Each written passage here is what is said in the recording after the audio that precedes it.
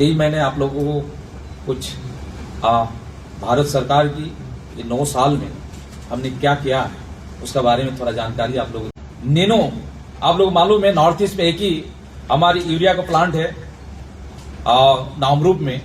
अब हम ये यूरिया हमारी इंडिया में बहुत यूरिया की जरूरत पड़ती है और भारत ने पूरा वर्ल्ड में फर्स्ट टाइम हमने नैनो यूरिया प्लांट लगाया है। तो भारत आज दुनिया में पूरा कंपटीशन करने वाला एक देश बन गया है। उसी तरह से आईआईटी,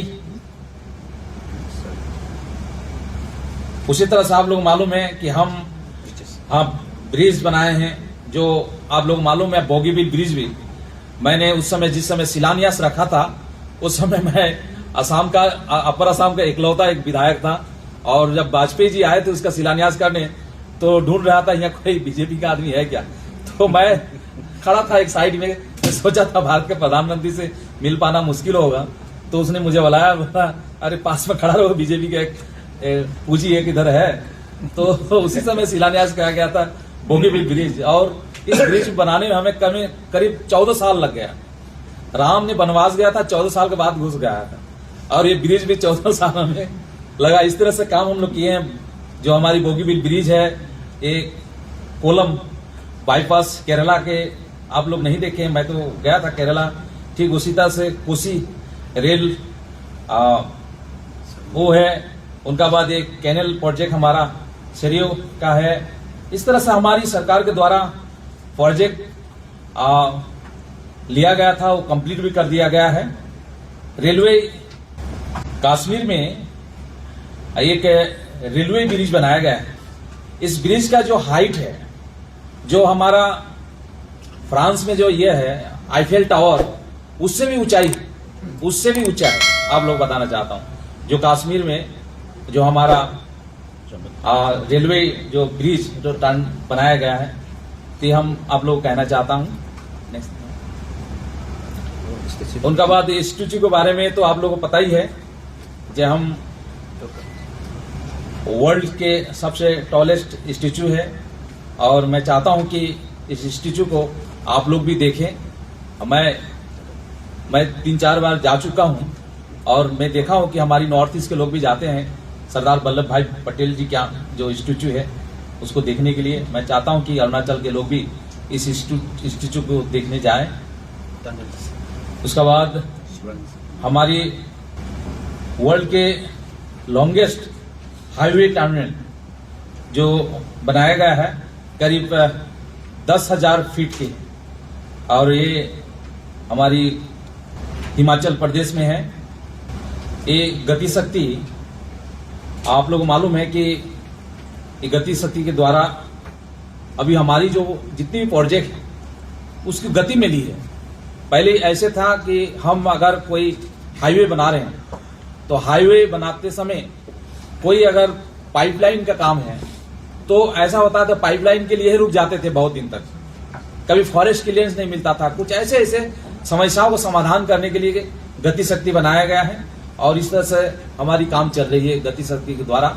जो अब हमारी जितनी भी प्रोजेक्ट है वो आसानी से हम ये प्रोजेक्ट को कंप्लीट कर सकते हैं। अभी आप लोगों को मालूम है कि हमारा ये जनधन योजना हो या आधार हो डीबीटी हो, अब इसके द्वारा ही हम काम कर रहे हैं जिससे हमारी काम करने में आसानी हो रही है। और मैंने जैसे कहा कि मैं अगर सब जितने भी हमारी इशू है हम जो भी काम किए उसके बारे में हम बताएं तो बहुत समय लगेंगे, इसलिए मूल जो बातें हैं वो हम आपके बीच रखे हैं। अब हम आप लोग मालूम कि राम मंदिर हमने बनाया है और उसका भी जल्द उद्घाटन होने वाली है।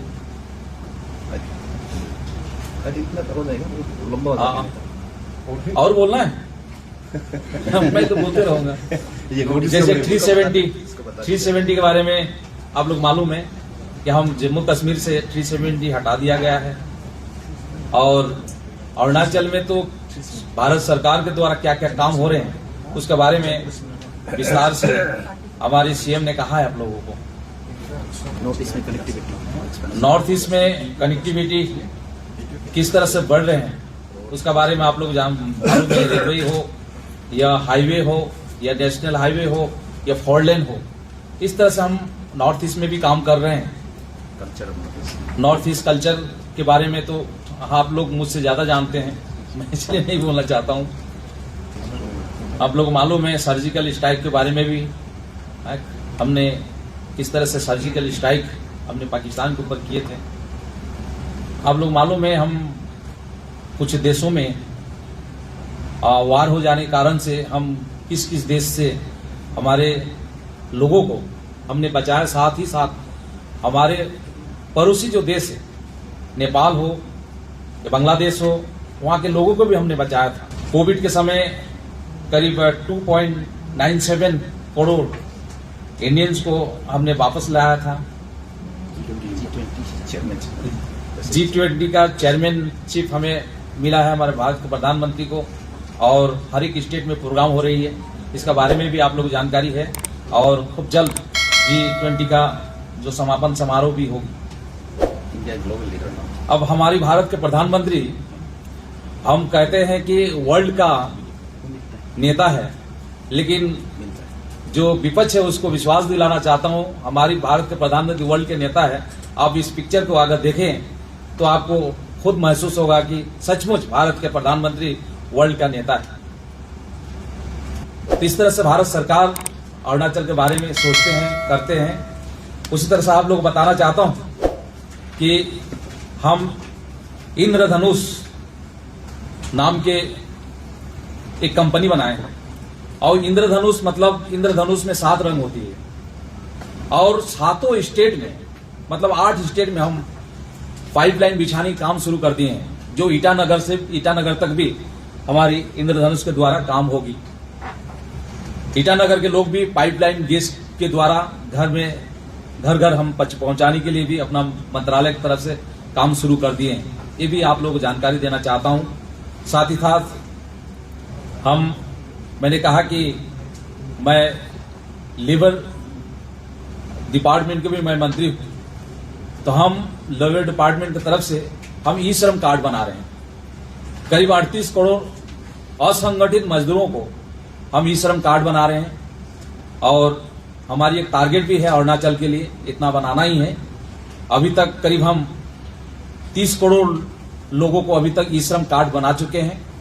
और ई श्रम कार्ड बनाने से क्या फायदा है कि कोई कारण से अगर वो व्यक्ति मृत्यु हो जाती है तो उसका परिवार को 2 लाख रुपया मिलेगा, और ई श्रम कार्ड बनाने के लिए 1 रुपया पैसा भी खर्चा करने की जरूरत नहीं है। सिर्फ 3 चीज चाहिए हमें, बैंक अकाउंट, टेलीफोन नंबर और आधार कार्ड अगर होते हैं, और जो टैक्स पे नहीं करते हैं वो सभी लोगों को हम ई श्रम कार्ड बनाते हैं लेबर मिनिस्ट्री की तरफ से।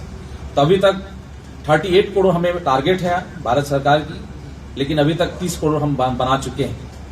इसी तरह से आप लोग मालूम है कि हम अब मेरा मंत्रालय पेट्रोलियम मंत्रालय की तरफ से हम लोग एक सिद्धांत लिए हैं कि हमारी जो तेल है, हम 83% तेल हम बाहर से लेके आते हैं, और 83 तेल बाहर से लेकर मोदी जी के कहना है कि हमारी किसान की आय दुगुनी होना है।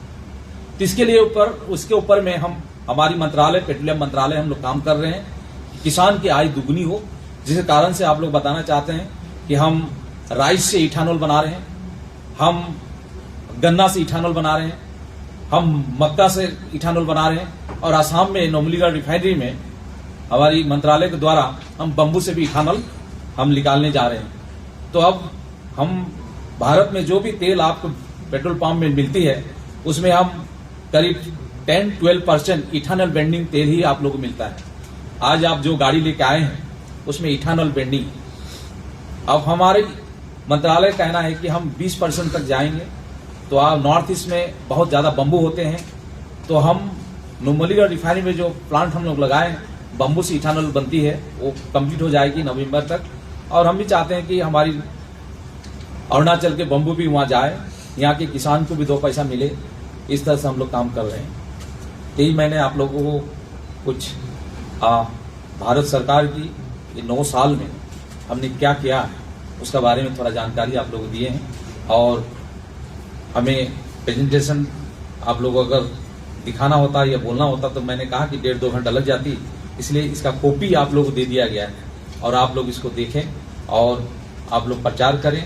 और मैं चाहता हूं कि लोगों को पूरा जानकारी हो कि 9 साल में मोदी सरकार की जो योजनाएं हैं वो कहां तक पहुंची है, लोगों को पता ही है, फिर भी आप लोगों के द्वारा, क्योंकि हम मोदी जी की सरकार के 9 साल की जो बेमिसाल हमारी सरकार थी, इसके बारे में आप प्रचार करें, वही हम कामना करते हैं।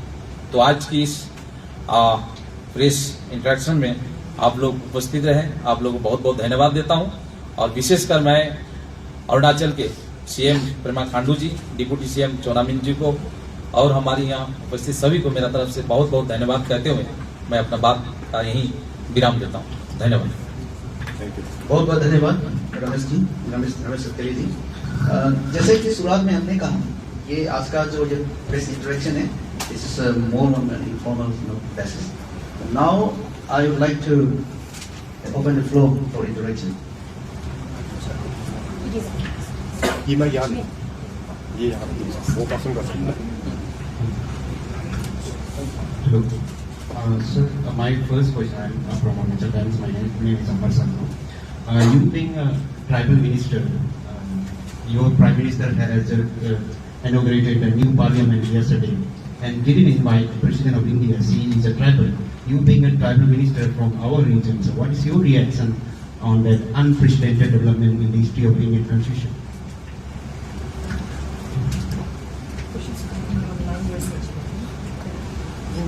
देखिए, बोलना ठीक नहीं रहेगा क्योंकि हमारी सरकार के 9 साल की बात ही यहाँ रखने कहा गया था। फिर भी आप लोगों को कहना चाहता हूँ कि देखिए, ऐसा नहीं है, आप लोग शायद टीवी देखे होंगे, मैं तो वहाँ उपस्थित था और राष्ट्रपति जी का भी उनका जो बात था वो मैसेज वहाँ पढ़ दिया गया था।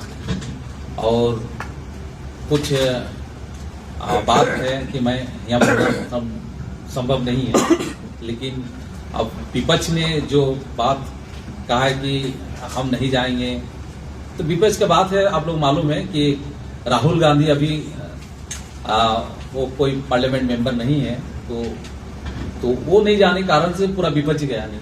हम ऐसे सोचते हैं क्योंकि उनका तो इनवाइट होता नहीं, क्योंकि हम पार्लियामेंट का उद्घाटन समारोह में जो विशिष्ट व्यक्ति हैं या पार्लियामेंट के मेंबर हैं उन लोगों को बुलाया गया था, तो आज की तारीख में वो मेंबर भी नहीं, इसलिए मैं इस बात को यहाँ नहीं रखना चाहता हूँ।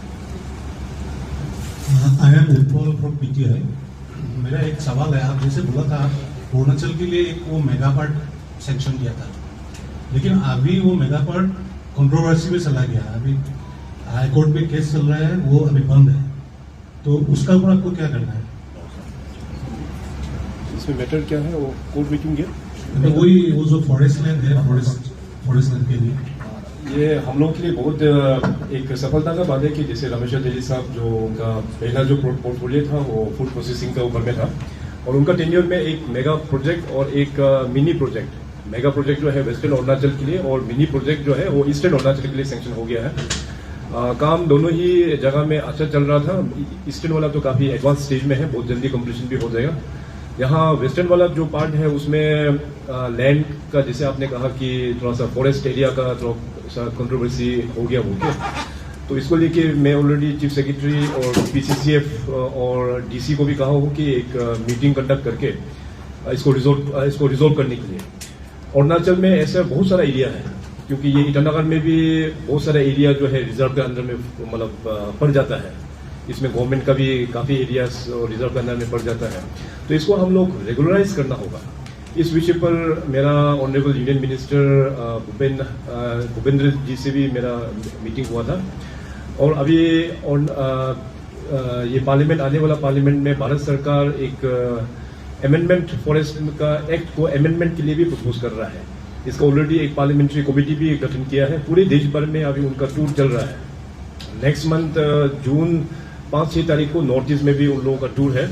तो जहां जहां इस प्रकार का जो इश्यूज होता है तो वो कमेटी का सामने में हम लोग रखने का पूरा प्रस्ताव हम लोग ने बना लिया है। अरुणाचल में जैसे कहा कि ईटानगर में ही नहीं बल्कि बालापुर से लेके पूरा ईस्टर्न अरुणाचल ये कानोवरी और चिराग तरफ में भी इस प्रकार से प्रॉब्लम है। तो जहाँ जहाँ ऐसे प्रॉब्लम है उसको हम लोग कमेटी को ऑर्डर भी रख के इसको बहुत ही जल्दी हम लोग रिजॉल्व कर देंगे।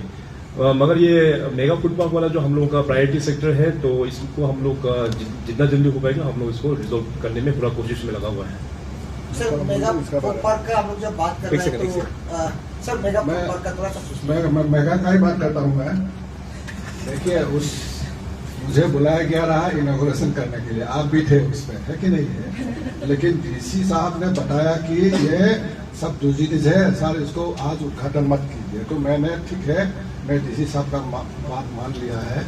देखिए अरुणाचल प्रदेश में ऐसा एक जगह है, छोटा सा जगह है, छोटा सा फैमिली है, लेकिन हमारा बिजी है, कोई ना कोई जाके कोर्ट चला जाता है, आपको कुछ मिला तो मैं ईर्ष्या हो या कुछ हो, हाँ ये करके हम कोर्ट चले जाता है, तो ये डेवलपमेंट एक्टिविटीज बंद हो जाता है। एक्चुअली मेरा हिसाब से जहाँ मेगा पार्क है ये ऑलरेडी कोर्ट का ही ऑर्डर है कि वो आउट ऑफ रिजर्व फॉरेस्ट है वो, लेकिन किसी ने फिर कोर्ट चला गया। इस तरह का अगर है तो अरुणाचल प्रदेश छोटा सा जगह कैसे डेवलप होगा?